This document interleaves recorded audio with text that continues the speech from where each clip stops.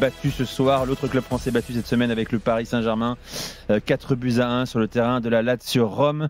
Est-ce que Yoann Crochet est à nos côtés ce soir dans l'after? Il est là, Yoann. Bonsoir, mon cher Yoann. Bien entendu. Salut Nico, bonsoir à toutes et à tous. Bienvenue dans l'after, Yoann. 4-1, les gars. 1 point de match pour Nice sur ces 2 premières journées de la phase de Ligue de la Ligue Europa. On l'a dit tout à l'heure, il n'y a pas eu de match. Bon. Comme hier avec Monaco, est-ce que les trompes d'eau. Il n'y a pas eu de match et il y a eu un drôle de match. Ouais. D'ailleurs, petit point météo, pour ceux qui ne connaissent pas Rome, quand il pleut, il pleut très fort. Il pleut pas souvent, mais je peux vous assurer que c'est des choses qui sont assez incroyables à voir. Oh putain, là, ça se voit, c'était de la pluie tropicale, l'histoire. C'est une douche dans la rue, quoi. C'est un truc de fou, quoi. Mais pas la douche un peu usée et tout. Vraiment, tu sais, toute nouvelle. Tu viens de changer la pomme. C'est un truc de fou. Mais d'ailleurs, il y a tellement plu que certains se sont posé la question, est-ce qu'il fallait jouer ce match, le continuer? On va écouter Franck Hez d'abord sur la première période et ensuite sur les conditions de jeu. Pas parler de jeu sur la deuxième période, parce qu'il ne pouvait pas y en avoir. Mais malgré tout, sur la première mi-temps, sur 70% du terrain, on est capable de faire de bonnes choses, mais on est mené 2-1. Ça veut dire qu'il y a des manques, ça veut dire qu'on peut faire plein de bonnes choses, et on en a fait sur cette première période notamment, mais qu'il faut avoir plus de détermination dans les deux surfaces pour gagner les matchs ou faire des résultats positifs. Et là, il en manquait trop. La première mi-temps, on pouvait jouer au foot. Après...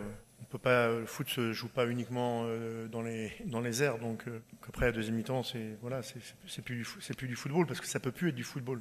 Voilà, c'est tout. Ça peut plus mais après le score étant d'abord de 3-1 puis de 4, l'arbitre ne va pas arrêter le match. Si ça avait été 1-1, je pense que l'arbitre aurait arrêté le match. À 3-1 ou à 4-1, il va pas arrêter le match, et ça peut se comprendre. Bah, déjà pour cette histoire d'arrêter le match, on sait qu'il faut que ce soit un peu encore, enfin je veux dire, pire que ce qu'il y avait là, ce qui est déjà fort, mais pire c'est encore possible. Pire hier pour Monaco, je pense. Je sais pas, mais de toute façon, il faut que le ballon n'avance plus du tout. Et avec les calendriers qu'il y a, je vois pas à quel moment un arbitre va arrêter un match. Mais tu peux aussi le continuer, tu peux aussi le terminer le lendemain ou Ouais, mais même le lendemain, tu vois. Il va Avec pleuvoir Nice qui aussi doit demain, rejouer dimanche. Ah oui. C'est à mon avis, j'ai pas cru une seconde que ça allait s'arrêter. Après, par rapport à l'analyse de Hez, moi je suis désolé. D'abord, il y a pas eu, je sais pas pourquoi il fait référence à des ballons en l'air. J'en ai pas vu du côté de la Lazio. L'écart pour moi. Alors en 2 temps, il dit à un moment c'était un peu plus jouable qu'à la fin. Ok, je suis d'accord avec lui. Mais d'abord pour moi, techniquement, il y avait un écart énorme entre les deux équipes. Et effectivement, sur un terrain moisi, pourri comme il était là, bah, peut-être qu'il faut avoir une technique encore supérieure. Exactement. Et les Niçois, bah, je suis désolé, la plupart, il n'y a pas beaucoup de technique. Il y a beaucoup de coureurs à pied qui ont besoin d'espace. Sur un terrain comme ça, si on te lance en profondeur, que le ballon ne va pas dans la profondeur et que toi-même, tu as du mal à conduire un ballon en vitesse parce que le ballon, il n'avance pas, bah oui, tu vas avoir du mal. Et donc, quand les techniciens qui peuvent jouer un peu arrêtés vont s'en sortir mieux. Mais même au-delà des conditions, la Lazio m'a semblé très rapidement. Et d'ailleurs, j'attends, Yoann, les commentaires là-dessus. J'avoue que je ne m'attendais pas forcément à voir une Lazio aussi forte. C'est ça. Surtout techniquement. Il y a des joueurs qui sont particulièrement illustrés ce soir, qui vraiment m'ont beaucoup plu. Et je trouve que cette victoire, elle est non seulement pas volée, mais ultra méritée. Il y avait un écart entre les deux formations. Il n'y a rien à dire, quoi. Moi, avant de laisser la parole à Yoann, c'est vrai que moi, j'avoue, je découvre la Lazio cette saison parce que déjà, c'est pas visible en France. Et puis, tu connais quelques joueurs de nom, mais pas beaucoup. T'as kiffé l'ancien de Gérone, là? Ah, franchement, il a régalé. Alors déjà, le premier but. Son surnom, Tati.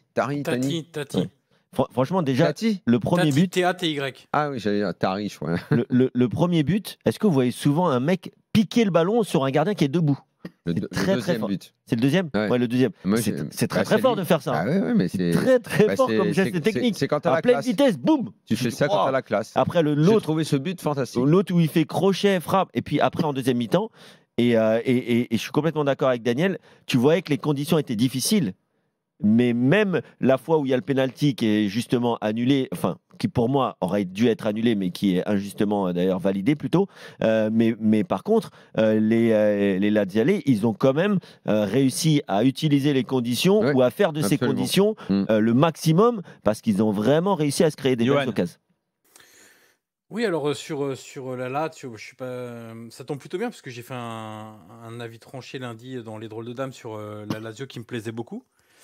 Sur la qualité de jeu, sur comment Baroni a réussi à mettre en place aussi Ouais, mais c'est un coach qu'on connaît pas et tout. Alors oui, si tu en as déjà parlé, on écoutera le podcast, mais je sais pas si le public sait qui il est, connaît ses joueurs, tu vois. Baroni avait déjà réussi à faire très bien avec Lecce en le faisant monter de Série B à Série A, en le maintenant avec un jeu, ma foi, qui était fort agréable. Alors c'est pas le plus... de toute façon, tu es à Lecce, tu t'attends pas à ce qu'ils jouent comme le Guardiola City. Donc ils sont pas aussi protagonistes. Donc il laissait plutôt beaucoup le ballon à l'adversaire. Par contre, dès qu'il le récupérait, et il faisait un pressing quand même qui était assez intense à partir de la ligne médiane, avec un bloc médian ou voire bas certaines fois. C'est un joueur qui a toujours eu ces principes-là de grande verticalité. Avec l'Hellas Vérone, il a fait un miracle parce qu'on lui a enlevé les 3/4 de l'équipe pour des raisons budgétaires au mercato de janvier. Il a réussi à les maintenir.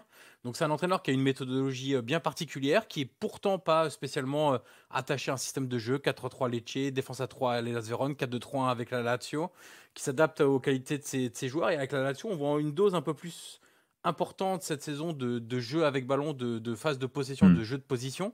Pas ce soir, mais plusieurs fois en championnat, parce que c'était un peu l'héritage de Sarri à la Lazio, mais qui a réussi à amener rapidement cette dose de verticalité que vous avez vu sur le troisième but, le doublé de Castellanos, quand Castellanos s'est envoyé en profondeur aussi. On voit toute cette verticalité, cette intelligence de jeu.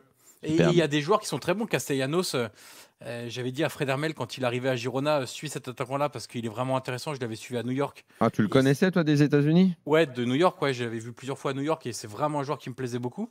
Et moi, je suis ravi parce que l'année dernière, il était un peu critiqué parce qu'il n'avait pas un bilan de nombre de buts marqués. Mais l'année dernière, il n'avait pas une concurrence plus relevée. C'est pas l'année où vraiment il est à fond. Il avait Immobilier devant lui, donc c'est pas évident non plus. Mm. Là, maintenant qu'il a plus Immobilier, en plus, c'est un joueur qui participe au jeu, qui a la grinta, qui a beaucoup de choses, hein, technique, sens du but, pressing, face sans ballon, caractère. Moi, c'est sans doute un des attaquants qui me plaît le plus en Série A. Bon, et Pedro qui met un énorme pétard, l'ancien, 37 ans, qui est toujours là. Là-dessus, il n'y a que 3 titulaires ce soir. Hein. Ouais, ils font tourner, ouais. Il y a Gila, il y a Castellanos, et au milieu de terrain, il y a Guendouzi. Hein. Sinon, c'est que des remplaçants. Bon. Un mot sur Nice, les amis, quand même, on en a peu parlé. On a du mal à lire cette équipe de Nice pour l'instant, dans ce début de saison. Quoi.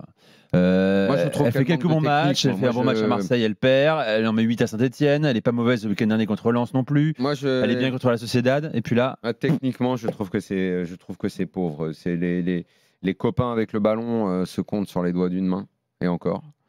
Ça peut aller vite, ça peut contrer, ça peut faire des choses intéressantes parce que Hez arrive toujours à donner du caractère à ses équipes. Maintenant, franchement, surtout quand tu la vois, cette équipe contre un adversaire qui sait jouer au ballon, l'écart, il te fait mal aux yeux hein, quand même. Hein.